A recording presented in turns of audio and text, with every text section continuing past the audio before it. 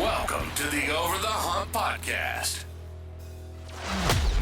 Your gateway to the world of the iconic Brahman breed of cattle. At BRC Ranch, our passion for Brahman cattle runs deep.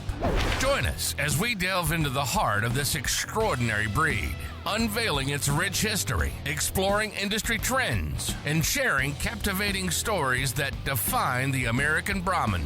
BRC Ranch stands as the pinnacle of Brahman excellence in America, boasting a decade-long legacy of champions and housing the finest Brahman bulls worldwide. It's not just about cattle, it's about a legacy that reverberates across ranches and hearts. Brought to you by BRC Ranch, where the Brahman legacy thrives and stories are woven into the very fabric of ranching. This is Over the Hump. And now your hosts, Brendan Cottrell, Rachel Cottrell, and Keaton Dodd.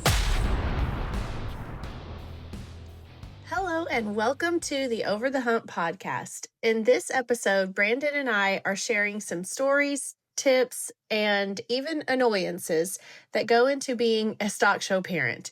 Keaton is moderating and marriage counseling. Hope y'all enjoy. We'd like to welcome everybody back to another episode of the Over the Hump podcast. It's me, Keaton Dodd, with my friends Brandon and Rachel, and kind of a different topic and probably going to be more challenging of a topic for me personally to discuss because I don't have much experience in this. And so we're heading in the direction of kind of being a show parent. And so I guess TJBA and kind of recent shows that we've been to kind of spurred us in this direction. But before we get into kind of talking about being a show parent, y'all want to just kind of give us a recap of the TJBA show? Yeah, absolutely. Do you want to, Brandon? Yeah, so we had a great last week there at TJBA. TJBA is always one that I really look forward to because it's laid back, it's extremely well organized, well run. The people that are in charge, the SAR Wells, they do a fantastic job making sure everyone feels welcome, everyone has the information that they need, and it's just a fun show to be around. You know, because it's so laid back, the kids have a good time. It can be hot, but you know, just the atmosphere makes to be able to deal with the heat a whole lot better. I know before, we were like 2 or 3 days before we were leaving to go to the TJBA, we had a conversation at the house of that we were just really genuinely looking forward to this show. And we weren't like at a high stress level, and we were just, it's a fun show. And that normally doesn't happen. Right, you know, right. That's abnormal in our house. Looking forward to a show, you know, but TJBA, I really do look forward to that show. But you know, when you show up, if the SAR Wells had anything to do with it, it's going to be run smoothly, it's going to be based around the kids, and it's usually going to be a pretty good time. So. Absolutely. I have to say, the best thing about TJBA, I mean, there's so many bests, but the one that helps me the most is the free ice. I don't know if you even know that, but they have like an ice trailer, and it's free, and all you have to do is just go in there and get it. And for me, one of the most annoying things about junior stock show parenting is when I go to open the drink cooler and they're all hot. It's not just junior stock show parenting, it's showing in general. And then someone has to find out, well, who's going to go get the ice, or is there ice, and where do you get ice, and blah, blah, blah. First world problems. Right. I hate the ice problem because I'm the one who always gets in trouble for it. And even at the open shows, and I'm like, I'm not in charge of the ice. But here, we're expected to have drinks cool and all that kind of stuff. And I'm like, go drink out of the water hose in the wash rack. I don't care. I got other things to tend to. And so having it there and close and free does make a difference. Where I don't have to run to the curb store and get some ice makes it so much better. I'm just going to go on the record and say that I filled it up at least 3 times. Yeah, so I don't know how many times you did. But a big goose egg. 0. I didn't fill it up any times. Yeah. No, but it was a really good state show. Good, successful state show seem like, but that's kind of pushing us in the direction of our main topic. And so I guess we can just kind of jump right into it. 2 kids, Molly and Annie. One of those chooses to show, the other doesn't. But what was Molly's journey? Because it hasn't always been kind of her first love, I guess you could say, but it has become kind of her life's passion at this point. So what's Molly's story? I think that's a good one to share. Gosh, so Molly's 14 now, and she started, was it 8? Is it 8 or 9 when you can start? 8. With her first show heifer, Queen Dawn, 8:18. And she really liked Queen Dawn, I would say. I mean, she was little. I look back at those pictures and she was just tiny doing it. That was when Colton was the herdsman, and Colton was a big mentor to Molly when she was little. And Queen Dawn was so gentle, super gentle. I mean, that's why she was selected. And Molly liked it, and then and she was very successful. She was like won her division at the All-American. I think she was like second or first in her showmanship class. And then COVID hit. Well, there was a point where Molly was not interested, and I'm trying to think back. Me too. In full honesty, our transition to BRC was a big factor because that it had a mental effect on Molly, and I think that was a factor along with COVID being a factor. Yeah. So she kind of took off a year. About a year. We didn't show at the All-American in Hattiesburg. We went and she participated in some contests, but we didn't actually show. And I think that was the COVID year. Or maybe year one of COVID, or maybe not. I can't remember. We went to COVID in Texarkana, if you remember. Yes, I do. That must have been year one. I don't know. Y'all experts would know. But remember, they had the mask rule, and us being the enforcers, we were wearing the mask nonstop. We did not take off the mask. And I think rule followers. The rule followers. Not the enforcers, the rule followers. We did not take off those masks. And I think us and Ricky Hammonds were maybe the only ones who were wearing masks because everybody else was like, no mask. But we wore it. We wore it the entire show. So she was showing during COVID. Yeah. And, okay, so that was the second year of Queen Dawn because we showed Queen Dawn there. Yep. She must have taken a break after and she Queen also Dawn. had 110, Pepper. Mm-hmm. And yes. That was the same year. Yeah, that was the same year. Yep. Anyway. The year, I guess, doesn't matter. But right. I know that the next heifer was Glitter, right? So we went from 110 Yeah. and then we ended up with Glitter. That's so that's probably 2 years in age difference between those two females. She took a break, and that is when Case joined the BRC family and started showing Sugar because Sugar is actually bred by Molly. She was Molly's bred known, but at that time, Molly had no interest in showing, and so we, made other arrangements there. And she might get mad at that I say this, but I do think that was a good turning point for Molly because Case was really successful with Sugar, and she saw that, and she knew that could have been her heifer had she wanted her, but she made the choice that she did not want it, and that kind of lit a spark back in Molly, if you remember. Yeah, that's exactly right. That lit a spark in Molly, and because Sugar was not easy to break and show, but Case put in the time, and then, it showed Molly, I guess, the whole process of putting in the work and overcoming some struggles and then being really successful. And that's when we had a conversation, and she was like, I want to start showing again. Like, Mom and Dad, I want to start showing again. And we said, okay, but you're going to have to put in some work, and we will provide you with a great heifer if we have it, but you're going to have to do your part. And that was probably a turning point for Molly. And from that point on, it's just the passion and the drive just continues to grow in her. Mm-hmm. And now it's that she loves it. She eats it up. And I'm very proud to see that not because for my own selfish reasons, but it's something that she enjoys, she works at, and she's become successful at. That's the fulfillment I get out of it. Not necessarily because it's something I enjoy and want her to be good at, but my main goal is for her to enjoy it and then us spend time together over it.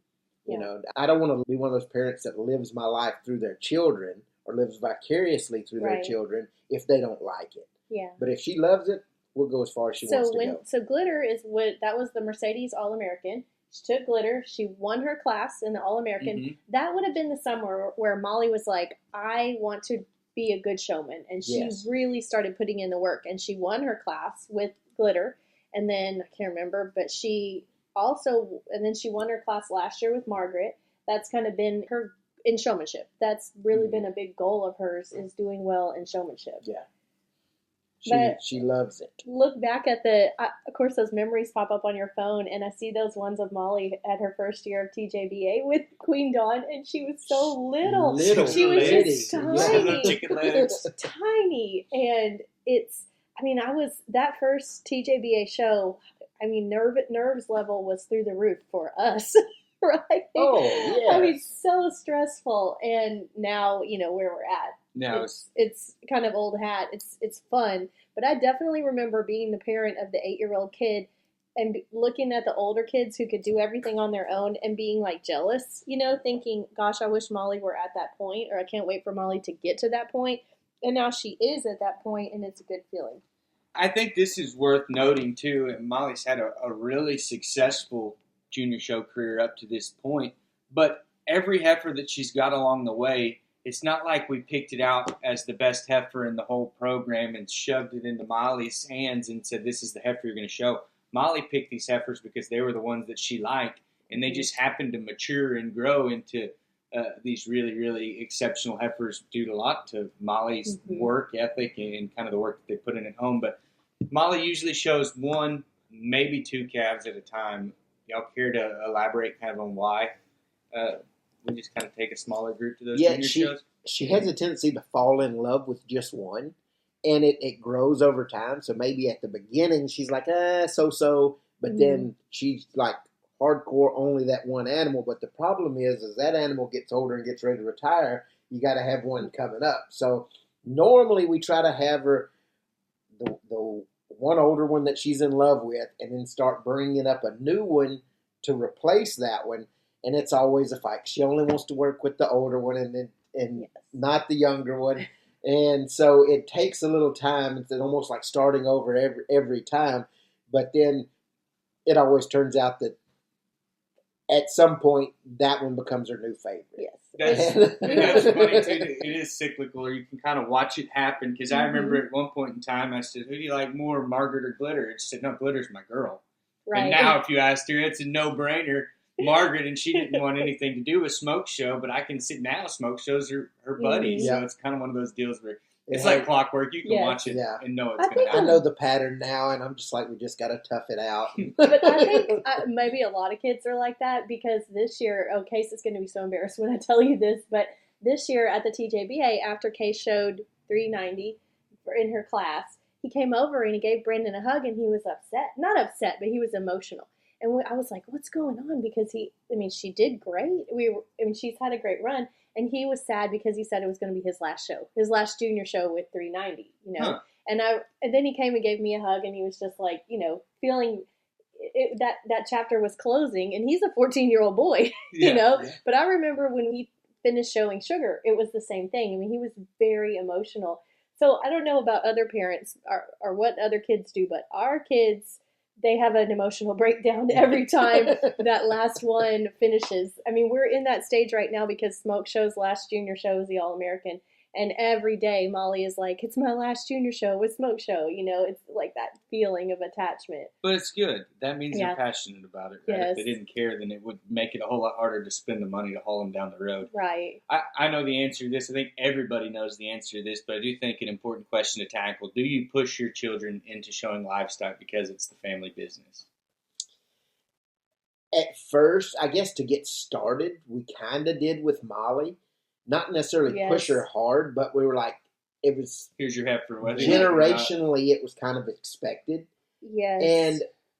But we weren't like hardcore pushing into it, like, you're going to do this. And she was kind of just halfway interested, so we tried to foster what we could out of that. But that when it came to the point where she wasn't interested anymore... we said no. Yeah, because we want it to be a fun activity, a learning activity, one that causes you to grow. And if there's something else that you're passionate about and you get into it, we want her, no matter what she's interested in, we want her to be successful at it. And we'll help her with the tools along the way to be successful as possible. So I remember when Molly was 8, and the possession date for the All-American is like May 1st. It may have literally been like April, where I distinctly remember this moment. I was walking, exercising at New Gulf, and it hit me that Molly could show at the All-American in like 4 months. And I called Brandon. I'm like, hey, I think Molly can show at the All-American this summer. So we looked and we found out, yes, she could. And we picked Queen Dawn and, got it going. And that was all fun and exciting. But then when school got out and it got hot, she didn't want to go to the barn. Remember that? She would not want to go. And then it was frustrating for me because I was excited. It was her first show, and I was looking forward to this, but she did not match that. So I called Dean Fox, my old ag teacher, and he was asking, we were just chatting, and he asked how it was going, and I said, it's not going very good. well. It's going bad because I want her to go to the barn, and we get there, and then she's hot, and she starts whining and playing with the cats and won't practice with her heifer, and I was expecting her to have the passion and the drive of an 18-year-old, but she was only 8, so he gave me some wonderful advice, which was offer an incentive, and the incentive was, if you practice, let's practice for, 15, 30 minutes with Queen Dawn, and then let's go get a snow cone afterwards. So that was great advice to get her to do it, Yeah. But then I also think we should point out Annie, that we have 2 kids, and Annie has 0 interest in showing, and we don't push her at all. Nope. And she has maintained that lack of interest. Yeah. There's been so do you remember Annie did not want to go to the school field day. That's like the day you play all the sack racing and whatever. So we told her she could skip, but she had to work at the ranch. She did practice a calf that one day, didn't she? Yep. She helped you practice. Yep. And it's crazy because even though she has no interest in the cattle, she has the natural skill. I mean, you look at her standing there scratching that calf, and I'm like, that girl could win showmanship. She's got it, but she just doesn't want to do it. And about a month ago, she told me she was considering being a cowgirl again. Oh, really? Yeah. I did not know this. It was at bedtime. She told me that I'm thinking about being a cowgirl again. And I was like, it's not too late. We've got you entered in the show. Because for the record, I will also say, we always enter a calf for Annie in case at any moment she feels like she does want to jump in. She's ready. She's entered at the TJBA and the All-American, but she doesn't want to do it. And that's fine with us. There's a small part of me that's super disappointed in the back of my head because I know her potential. Yeah. And from the time she was little, she was always with me and the cows. And Annie has no fear of the cattle. 0. Almost to a dangerous degree. Yeah, it doesn't matter. They don't bother her at all because from the time she was little, she would be out there with us with the baby calves, with the cows. I've seen her walk through a group of cows and calves as a 5-year-old, and a cow make a dive at her like she's going to get her and protect her calf, and Annie just kind of swat her away and just keep doing what she's doing, never even phase her and scare me to death. And I've seen her practice with calves. So there was a calf, I said, I need you to help me. I thought I was going to trick her into it and ease her into it. I said, I need you to help me come practice some of these calves. And she said, okay, I'll do it. And she walked around and she would set it up and show it and all this kind of stuff and be wonderful. And then we were secretly getting ready to take her to a jackpot show and just kind of ease her into it. And the day before we left, I said, well, tomorrow when we go to this show, we got to do this and got to do this. And she stopped what she was doing. Had the heifer set up perfectly. That heifer looked 12 o'clock. Looked like she could have won showmanship. And she said, wait a second. We're going to a show tomorrow? I was like, yeah, you're going to show that heifer tomorrow. And she's like, you've tricked me this whole time. I told you I wasn't showing. She drops the lead rope and walks away. And she said, I'll help you, but I'm not showing. I told you this all along. I'm not going to do clear. It was Gus. Yes. Yeah, it was Gus. It was Gus, and it was the same conversation because our plan was Molly would be showing Smoke Show and Annie would be showing Gus. They're both super gentle. They'd be right beside each other in the class, so Molly could be there to encourage Annie. It was perfect scenario, but Annie said no, and then at some point we had that same conversation with Annie, look, if you don't really want to do this, we're going to sell Gus. And she was like, I'm fine with it. She was like, sell her, I'm fine with it. She was happy. Yeah, she was I can happy. understand a lot of it, though, too, just thinking about kind of Annie coming up. I think back to my childhood. My dad is a very accomplished welder, and I have never learned how to weld in my entire life. I have no interest. I don't want to. And it's work to her. I mean, she grew up doing it as work, and I can understand that sentiment. Very similar. For the past 2 generations of the Contreras side of my family, they have been in the sheet metal business and do air ducts, installation, fabrication, everything. I don't even know what the tools are called. Exactly. I can't do it. I can't do nothing. I've never had an interest, but I understand it. I have I'm going to share a story that I am proud of. I think it was a couple years ago. We don't coach Molly. I would just kind of put that out there. We don't coach her from the sidelines of move this foot or do this. And we're never yelling at her. I mean, I was the kid when I was showing let me pause you right there. Because there might be some people out there and say, Brandon does. Not really. We have a little signal system worked out. And if she needs to do something, I have a little whistle that I do. Oh my gosh, that's so stupid. And she knows, and when she hears it, she knows to look up. Well, and we have like signal, like a little, but nobody really notices. Yeah, I try to keep it. Do you really think she can hear the I know she does. Over the crowd? I know she does. In the middle of the show ring? I know she does. Could you demonstrate it? I know, because then people are going to start listening and looking. Is it like hootie hoo? Is that the whistle? Not quite, but kind of. And then we have a signal, like if a certain foot needs to be moved, which way, or if her head needs to go up, or you need to loiner, or this or that. She got it. See, I just encourage. That's all I do. Every time she comes around, I'm like, you're doing great. You're doing awesome. Like, I'm always saying a positive word. And that was my story, is like maybe 2 years ago at the TJBA show, some other mom came up to me and she said, you always say the nicest stuff to your daughter. And she was like, you're always so encouraging. And she was like, I really thought you were a bitch. She told me that. The lady told me that. And I was like, maybe because I'm like intense and I want to win and people like know that, you know. It was like a lady that, I'll tell you all the name later, but I would say they don't really like us. But she liked that. I guess she liked the fact that I was nice to Molly and always encourage her. But now that I know that y'all have these signals, now I'm worried, because if Molly looks at me, I make the signal like the okay sign, you know, like your circle with 3, like you're doing great, okay, but is that a sign? Is that one of y'all's signs? Like, what if I'm giving her a different signal?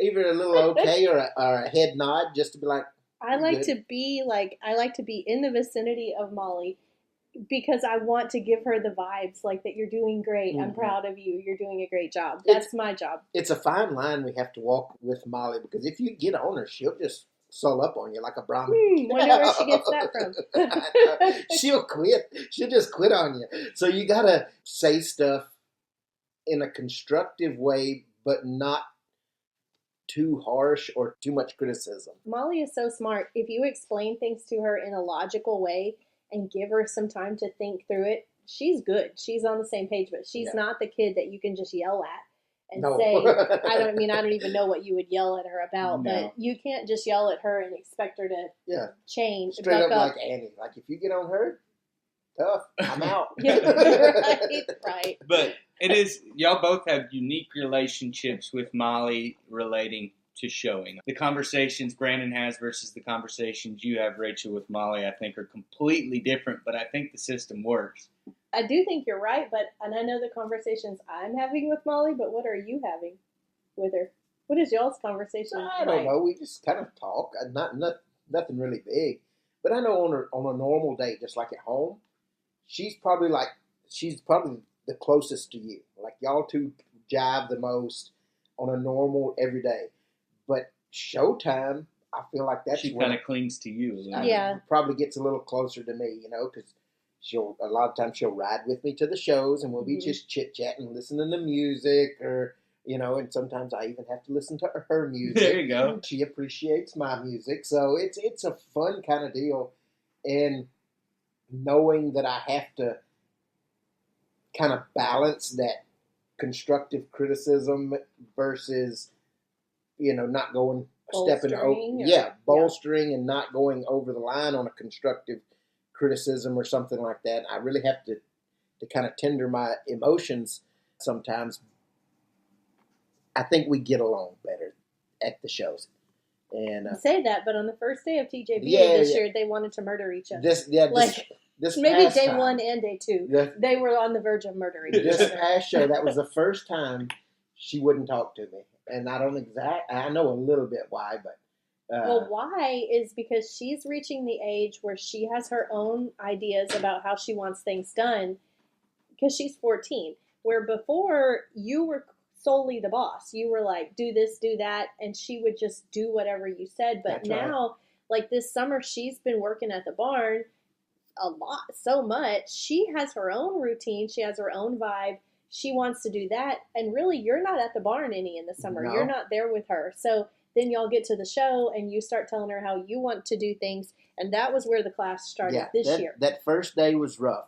The second day, I was like, I had to do a little self-reflection and a self-check and be like, okay, just because of what you just explained there, her doing that, I got to back off a little.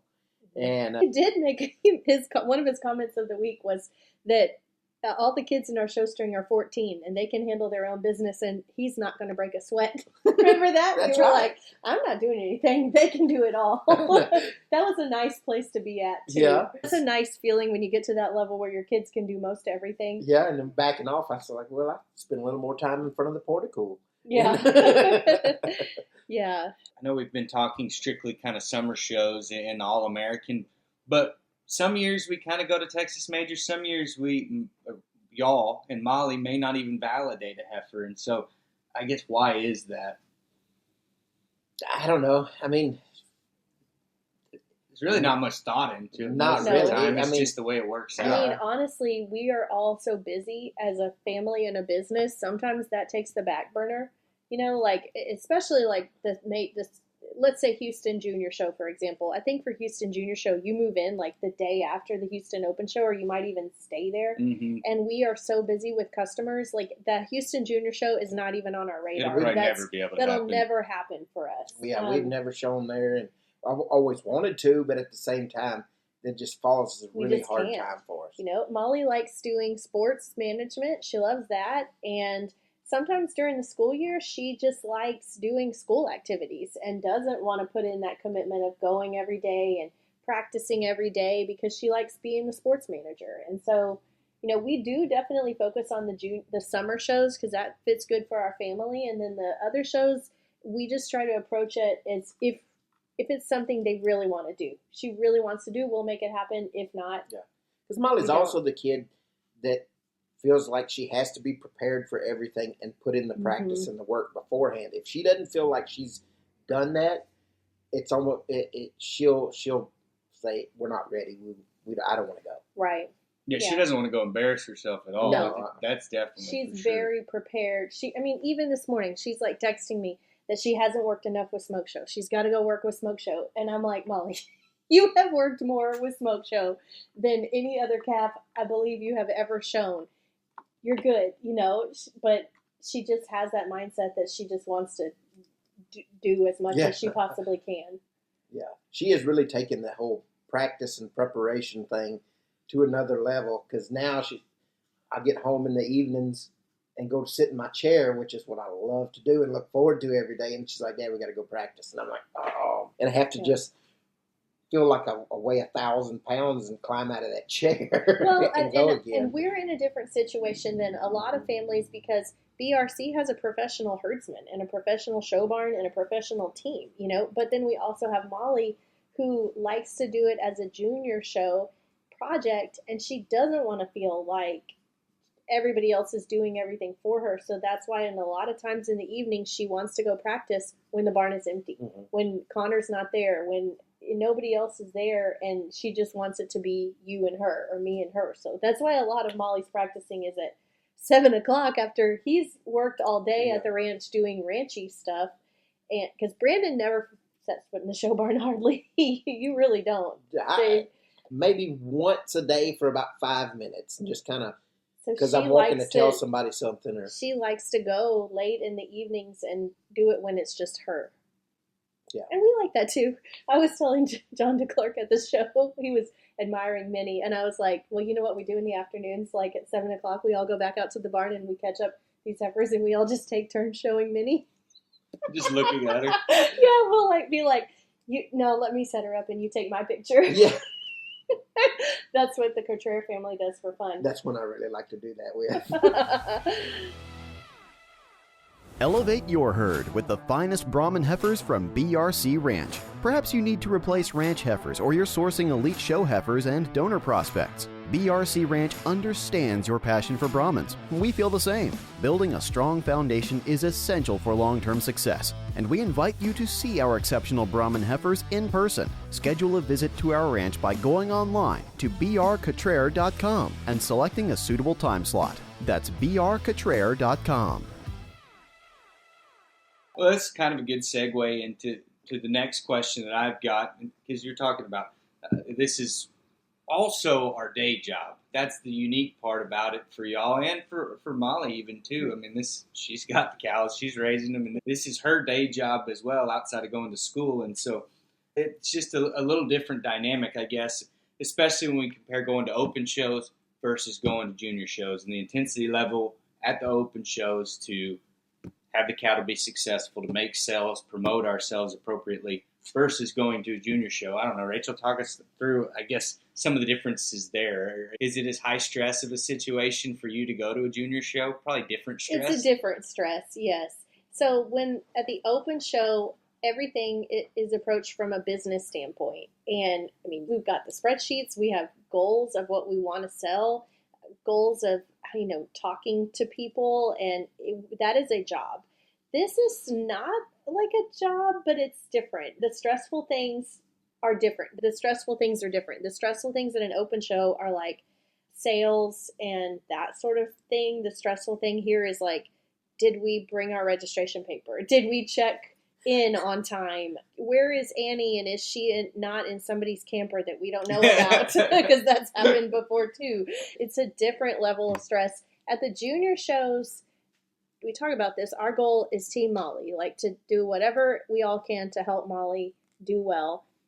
But Brandon tends to take on the cattle role, and I tend to take on maybe like the clothing role. I know that sounds stupid, but like making sure the clothes are there, the clothes are packed, we haven't forgot anything.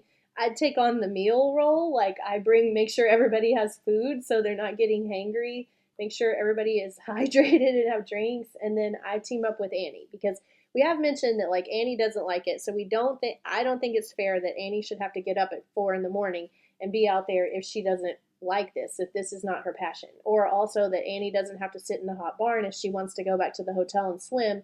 Then I'll do that. So we kind of split up and do it that way. Brandon takes cattle and I take like logistics of food and clothing, and Annie. Both important jobs. Is that, I mean, what do you feel like is your... That's pretty close. I feel like I've had enough butt chewings over the years to make sure we are Team Molly. Make sure the cattle are on point, fed right, this or that. But it's also morphed more into make sure the cattle are prepared enough for Molly and to set everybody up for success. Right. And it's from planning out the day, the night before, down to the minute, or not necessarily the minute, but every half hour, making sure everything falls in place where you get to the barn early enough to exercise, to wash, have enough time for those cattle to dry and lay down for a little while, and then feed and then water, and make sure the cattle are not disrupted in their routine. Make sure that Molly's not disrupted in her routine, and keep everything in line where you're setting the whole team up for success. There's always things that you can't expect. Something happens and an animal gets spooked, and then it takes 3 hours for them to get calmed down. So you give yourself plenty of time and are always looking around to make sure you're not walking into a hazard, something like that, where you don't just, because one little thing can screw up the whole day. And so always looking for that. And so I can tend to be a little bit on edge, especially during prep time. I definitely think I'm on edge at the show. That's like a good, our first couple of years, maybe if you're a new stock show parent listening to this, our first couple of years that we went to the All-American, I really did not feel like I could truly enjoy my summer until the All-American was over.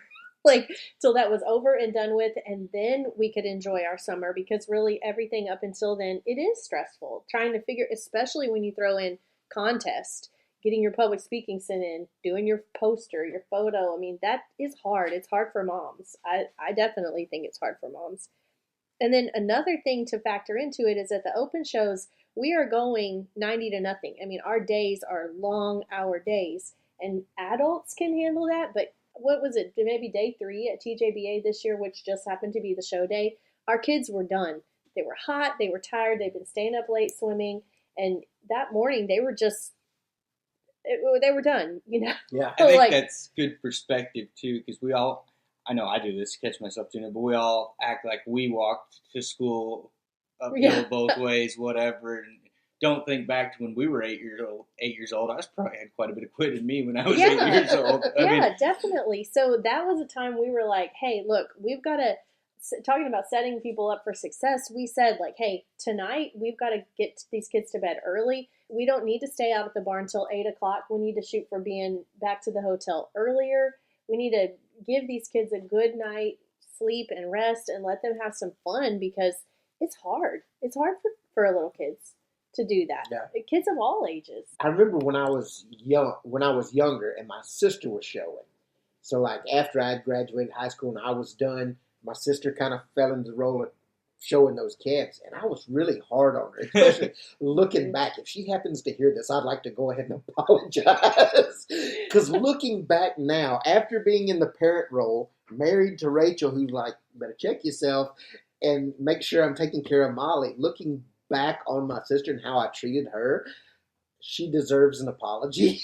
Because I was the person like, no matter what, you're not letting go of that calf. Mm-hmm. And she, or this or that, I'm like, get it done, do this, do that.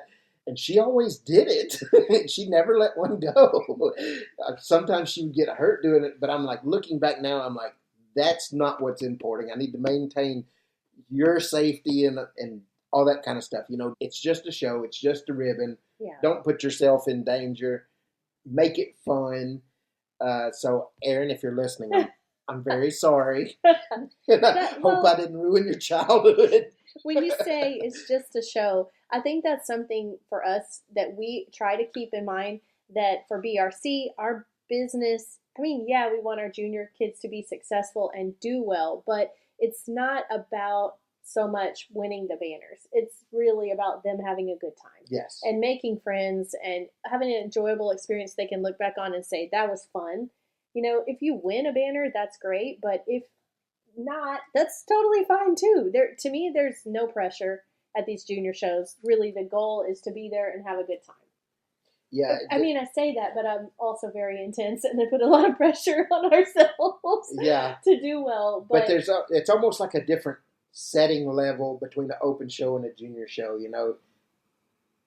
Open show, it's like, this is your business. Yeah, we want to have a good experience. It's for building the kid, building young people into, you know, leadership and stuff like that, and you want them to have a good time and have a fun time with their friends, and because it is the summer, you don't want to just work them to death. When you said good experience, I think that definition has changed for us over time, because I definitely remember Molly's first show. To me, success was her walking in the ring and walking out of the ring and her calf not getting away from her. That was success. I don't care how she placed. Remember that? Yeah. I mean, and Queen Dawn wasn't going to run away from anybody, but things can happen. There's a lot of other factors, and when you're an 8-year-old kid, you don't know how to manage that. So a good experience for us was just getting in and out of the ring in a short amount of time. I was like, fast judges, I appreciated, in a short amount of time, and smiling at the end. That was the goal. Yeah. Early on. What's the goal now? Win.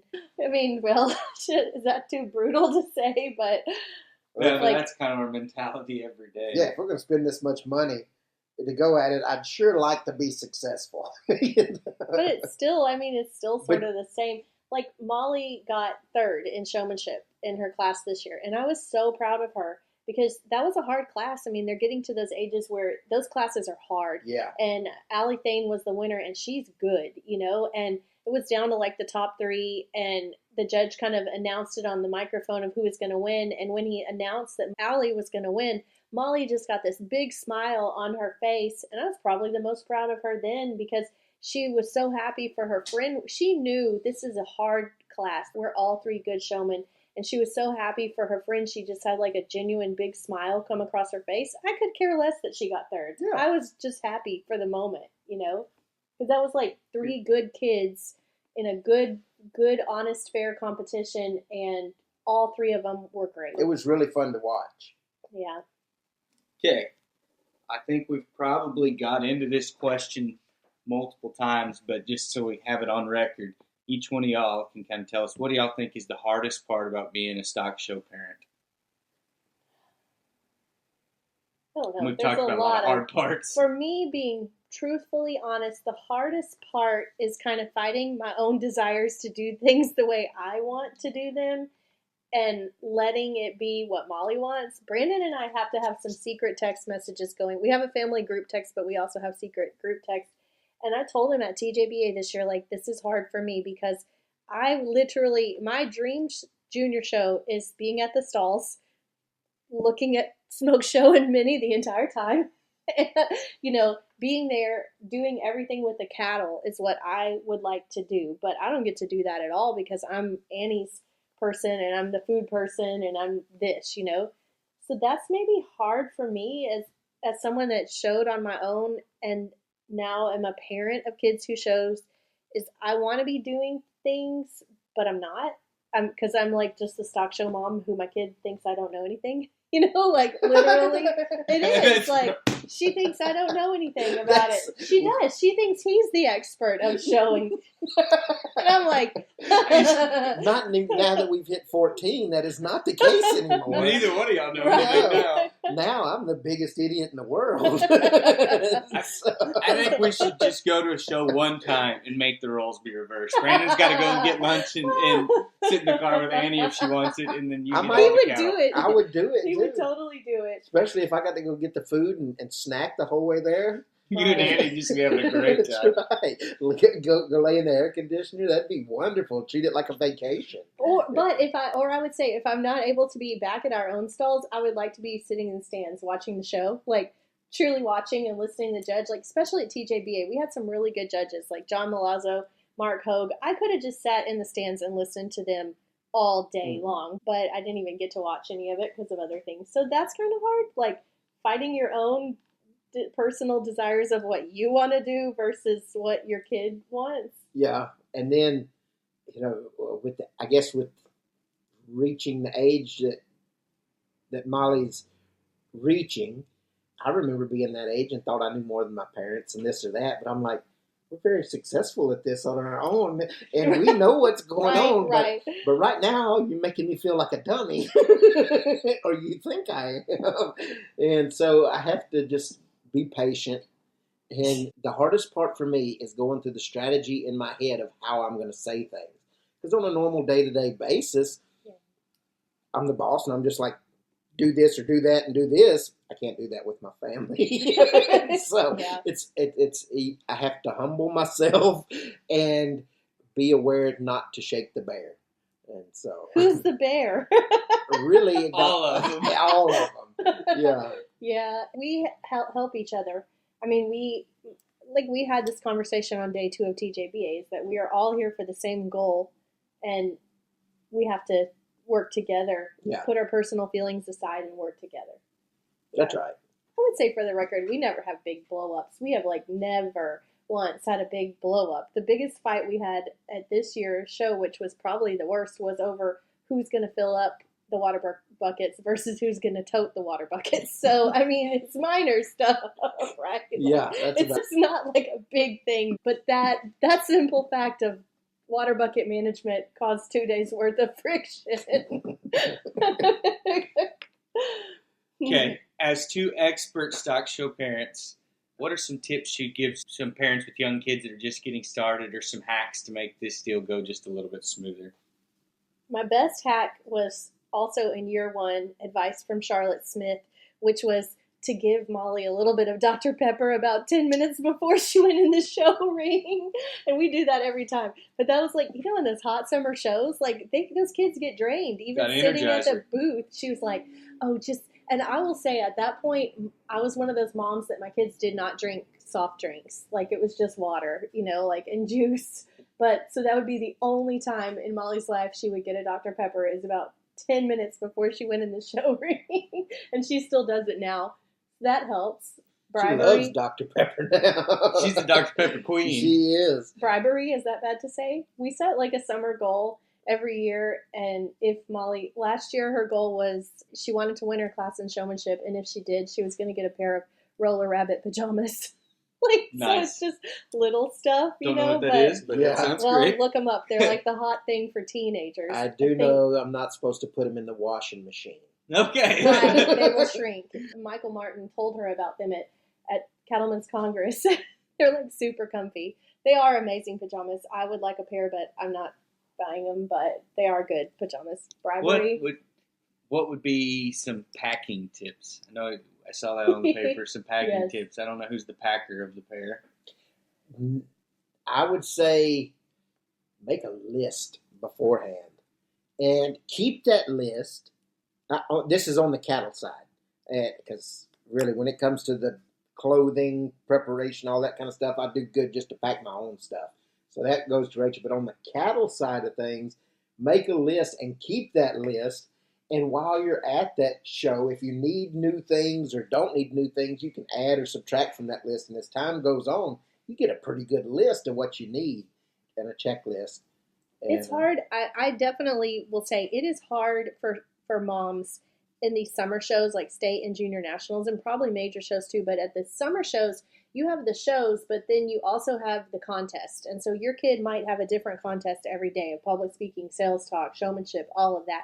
And that's hard. So I don't do it now, but when Molly was little, I had a Ziploc bag for every day and every event, and it was labeled like that in her suitcase so that no matter what, if Brandon got in a bind, he could grab the Ziploc that says public speaking and he would know what she has to wear, and that is helpful. I have shared that tip. Oh, that's super helpful. Shared that tip with a lot of moms. And also it sounds crazy, but when you go to these shows for a week, my kids may not have 7 pairs of shorts. You don't have 7 pairs of blue jeans.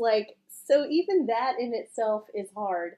It's little things like that do put a little bit of undue pressure on moms that they're not used to, and that's hard to manage. Like stock show laundry alone is hard. Definitely. And Brandon only owns tall white socks, so if he's in shorts, you can bet he's strutting around in his tall white socks. It's hard. Like packing for a whole week for junior nationals is hard if you don't have 7 pairs of blue jeans. I literally just this week, y'all know what I wear on a day-to-day basis. I made the decision this year that I'm not wearing shorts in public anymore because I saw my short legs from last summer at the All-American, and I was like, no. And I was packing for TJBA, and I was like, I don't even know if I have 3 pair of capri pants that fit. But thank God they did, because it's been since last summer. But these are struggles that I think women go through. Might go through them too. The only time of year I wear shorts is at the state show and the All-American. And it's not because I want to feel comfortable. It's because I only have so many jeans and I have to ration them out throughout the week. For the show day. And because actually I'm less comfortable in shorts. Anything that brushes my leg, I'm like, is that a spider? Was that a snake? And so, a snake? Yeah, you at the show? You never know. There have been snakes at shows. There has. You're right. Well, I know it probably, if you asked Harley or Connor what their biggest fear in life would be, probably caused the most controversy, would be missing a class. But I think it would be even worse for Brandon if we missed a class or we were late to the arena. And so y'all keep like a notebook, right? That's got class lists and everything kind of mapped out. Yeah, I think it's almost harder to miss, or easier to miss your class at the junior show, because in the open show we literally have one in every class. So when the day starts, you get in that rotation, and you've got the system. You're always and you have a crew. Yeah, and you can hear it. But junior shows, when you're showing 1 to 2 head, you got to be really paying attention. So I use a notepad, like the notepad feature on our phone. And then I actually use the little dot feature. I don't know, it's like a little checklist. And bullet points. Bullet points, yeah. And then a checklist. And I list out every single class and the divisions and who's all in it, and then share it with everyone in our group. And then whoever is up there, they could type in in the ring, talking in the class, walking in class, so everybody can see it. And that's helpful too. This week at TJBA, we went up to the ring too soon. What was that, in showmanship or something? Yeah, because they ended up splitting classes, and then we were up there way too early, and then we went back to the stalls, and it's different, we would never do that in the open show. It's take them up there and then take them back to the ring, but in the junior show we did. Yeah, because my biggest fear is missing one a class, and have to deal with the bear. Right. Wink, wink. Well, my biggest, I don't know if this is our biggest complaint thing, because we might talk about it later, is you never answer your phone.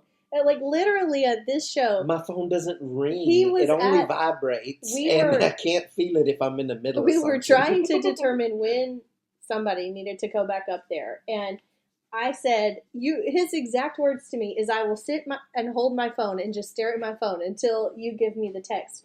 And wouldn't you know it, I gave him the text, and it didn't say that it was read. And so guess what? I had to walk back from the ring to tell him, time to get ready. I think I met you on the way. Even though he said he would be watching the text, and he was not. Yeah, but I'm easily distracted. I could have something on my mind. This is what I've got to do, and I'm the most serious person in the world about getting it done. And I'm like, oh, there's a squirrel, So yeah, he's fibbing a little, saying he doesn't turn his phone on ring, because I could be watching the show Dallas and get PTSD that Brandon's around because the theme song is his ringtone. So. Yeah, but that's in my truck, isn't it? I don't know. I can hear it in my truck, like when it's connected to my truck. But and so y'all's form of communication at the shows is group text message. Yeah, pretty much. And is it all four of y'all? Is Annie in the group text too? Yeah, a lot of times Annie, now that she has her phone, we check in with her. I will say Annie gets to the show and she's gone. I don't see her hardly the rest of the day. So as long as we check in with her, she's good, making sure she's okay. But when she'll be red-faced and sweated down. Dirt everywhere. She'll be having a wonderful old time, Poor Annie. After almost like the second, was it the third day or the second to last day or something like that, that evening, walking back to the car to the hotel, she was walking with her arms out and her legs out. And I'm like, what's going on? She's like, I'm chafed. It was the worst heat rash under her arm you had ever seen. Because she was just from running, constant running for 3 days straight. It was terrible. Poor thing. It was awful, but she had the time of her life.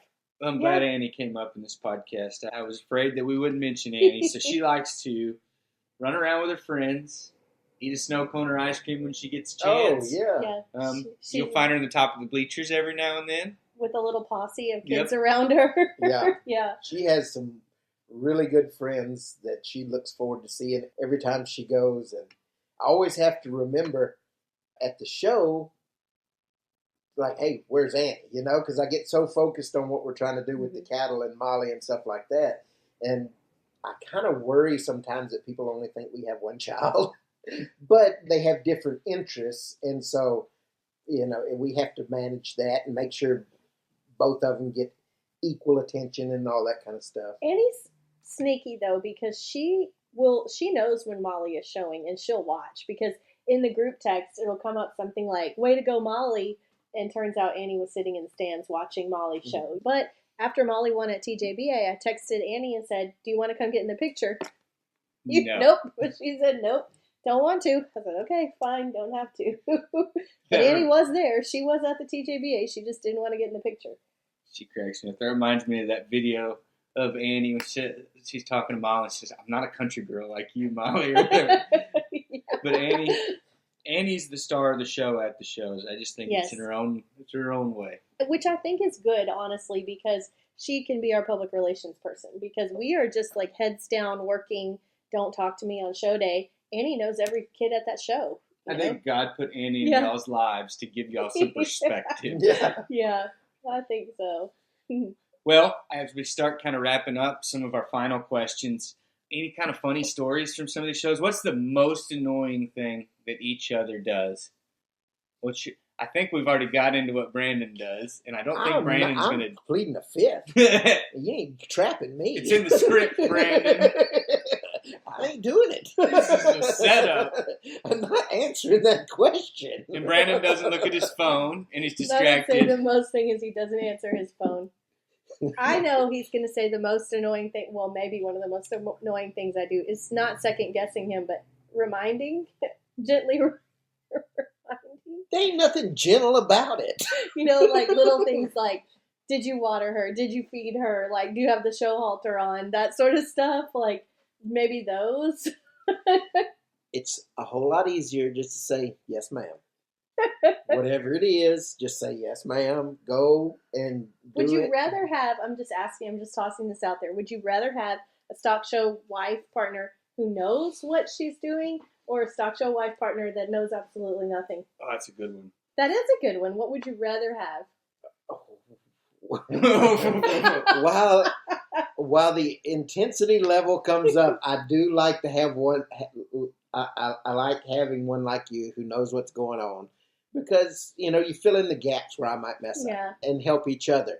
Now, can we go over the top a little bit sometimes? Absolutely, but it's fun to be, especially for working together.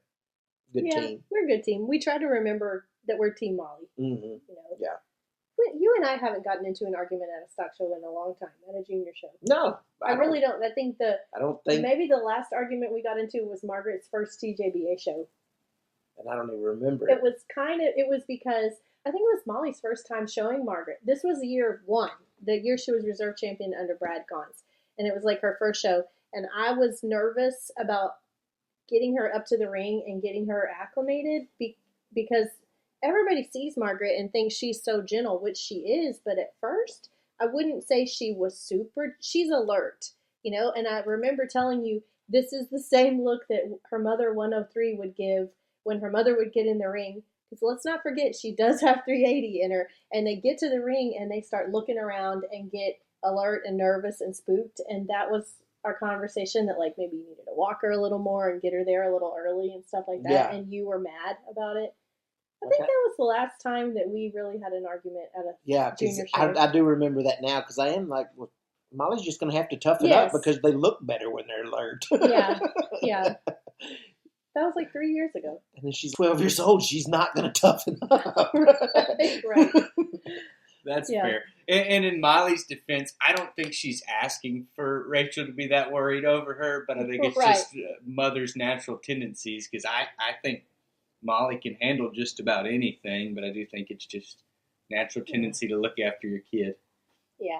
Any other funny stories or kind of things you'd like to tack on before we go ahead and wrap this up? Any last advice to fellow parents, show staff, or anything? Good. I mean, I think this is a good open dialogue. I would say acknowledge that it is challenging, and acknowledge that no matter what your level is, it is hard. It's stressful, especially in the summer. If it's your first time showing or you're relatively new, don't put a lot of undue pressure on yourself and try to just do the best you can and have a good experience.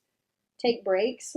Let your kids go swim in the afternoons. Let them sleep in one morning if there's nothing going on that day at the show, and let them kind of recharge a little bit.